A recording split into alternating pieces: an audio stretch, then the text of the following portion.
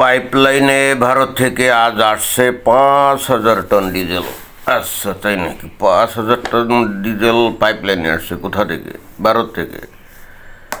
ভারত ভারতের সাথে পাইপলাইন বাংলাদেশে কোন জায়গায় জানি আছে আর কি। তো ওই পাইপলাইন দিয়ে ডিজেল আসে।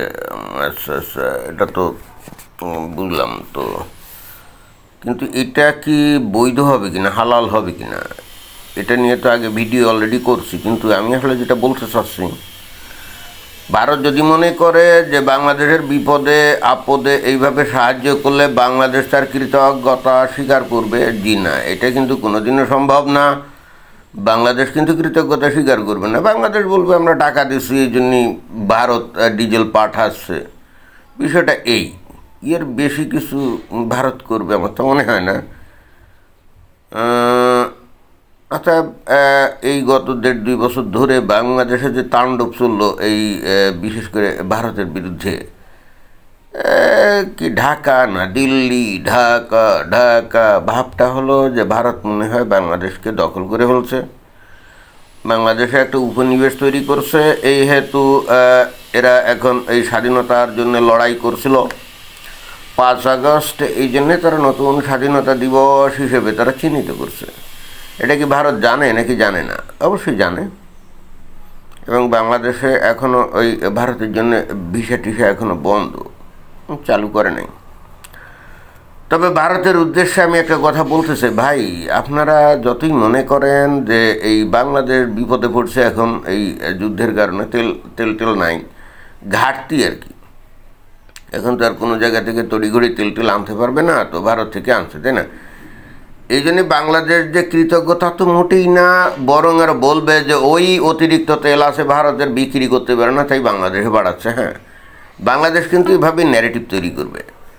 অতএব ভারতের প্রতি আমার একটা অনুরোধ, সেটা হলো ওই যারা যারা এই গত 1.5-2 বছর ধরে বাংলাদেশে এই যে প্রচণ্ড রকমভাবে ভারত বিরোধী কথাবার্তা বলছে, যারা নাকি ভারতের 7 সিস্টার্স দখল করবে, তারপর চিকেন নেক দখল করবে, এরকম যুদ্ধের হুমকি টুমকি দিয়েছে না, 50 লক্ষ লোক আছে যারা ভারতের এগেনস্টে যুদ্ধ করবে বলে যে সমস্ত বিবৃতি দিয়েছে, এদের তরফ থেকে একটা যদি ক্ষমা সূচক যে আমরা এতদিন যা বলছি এটা ভুল বলছি, অতএব এইটার জন্য আমরা দুঃখিত, এই ধরনের একটা স্টেটমেন্ট যদি এদের পক্ষ থেকে না ভারত দাবি করে এবং সেটা যদি না দেয় এরা, তাহলে ভারতের উচিত না এই বাংলাদেশের বিপদে এইভাবে এগিয়ে আসা।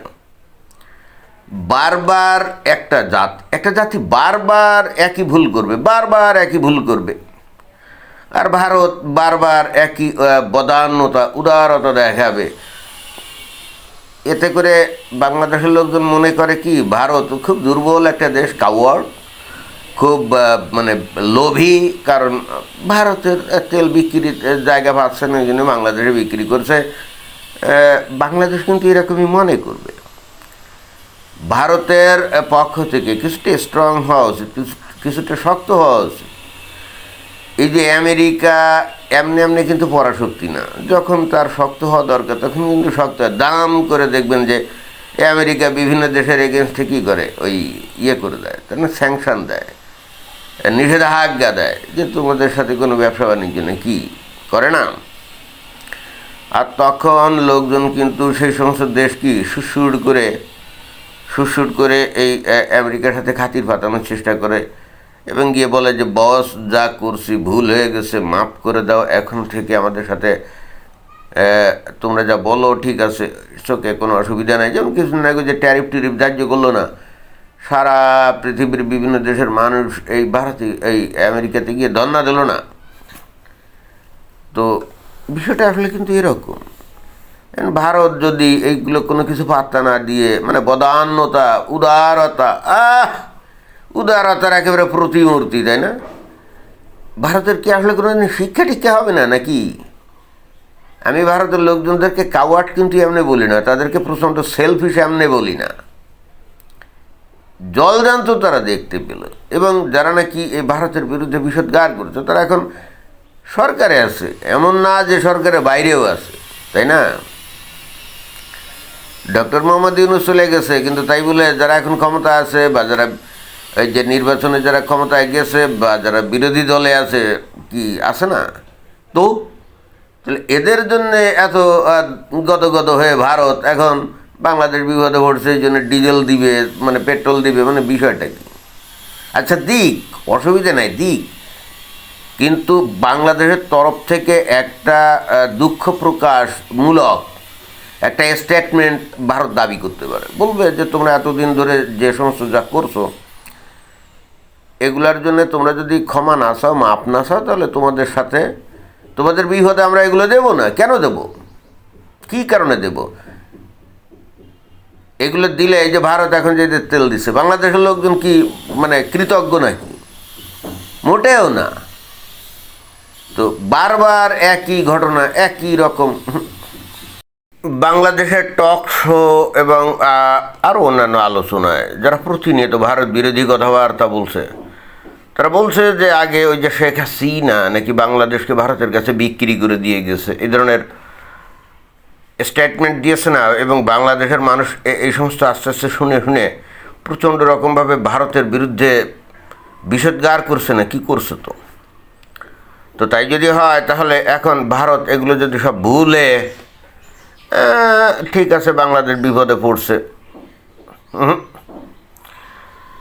ভারতের এখন দাবি করা উচিত এই বর্তমানে যে বাংলাদেশ সরকার আছে না তাদের কাছে, যে আচ্ছা তোমরা যে প্রচারণা করো যে বাংলাদেশ নাকি ভারতের কাছে বিক্রি করে দেয়া হয়েছে বাংলাদেশকে, এই ধরনের কোনো চুক্তি টুক্তি থাকলে তাহলে তোমরা একটু বের করে আমাদেরকে দেখাও।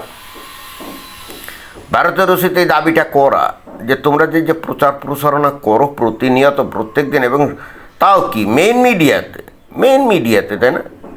বিশেষ করে ওই যে সেনাবাহিনী থেকে যারা নাকি অবসর হয়ে গেছে, এই ধরনের লোকজন, ওরে বাবা, এরা যে কী ভয়ঙ্কর ভারতকে ঘৃণা করে, হিংসা করে ধর্মীয় কারণে।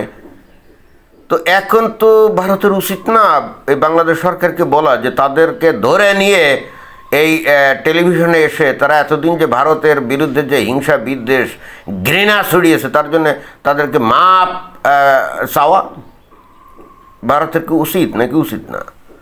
আর যদি ভারত সেটা না করে, আচ্ছা না ঠিক আছে বাংলাদেশ বিপদে পড়ছে, এখন তাকে সাহায্য না করলে কেমন হয়, এবং এরকম করলে তাহলে সম্পর্ক ভালো থাকবে, না, এটা বাংলাদেশের মানুষদেরকে বুঝতে তাহলে কঠিনভাবে ভুল করেছে। আরে ভাই, আমি বাংলাদেশের মানুষ তো, তাই না? আমি বাংলাদেশের মানুষের অস্থিমজ্জা রগ এগুলো আমি চিনি না।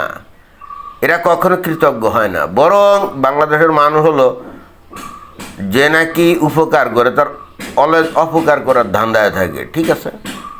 যাই হোক, আমি আমার কথা বললাম, ভারতের এত উদারতা দেখানো এটা তার দুর্বলতার লক্ষণ, আমাকে বলতেই হবে। এটা আসলে ভারত প্রচণ্ড সেলফিশ, ওই যে তেল বিক্রি করতে পারবে, কিছু টাকা পাবে, দ্যাটস অল। এই জন্যেই এরা কিন্তু ওই যে 2 দিন আগে যা ঘটছে এই বাংলাদেশে ভুলে গেছে, এবং এইগুলো করে ভারতের ভবিষ্যৎ বাংলাদেশের স্বার্থে হলেও ভারতের উচিত যে বাংলাদেশের মানুষদেরকে একটু লাইনে আনা। হ্যাঁ, বাংলাদেশের মানুষগুলা আসলে তো বেলাইন, এরা তো কৃতজ্ঞতা স্বীকার করার সে স্বভাব এদের নাই, এই বৈশিষ্ট্যগুলো এদের মধ্যে নাই।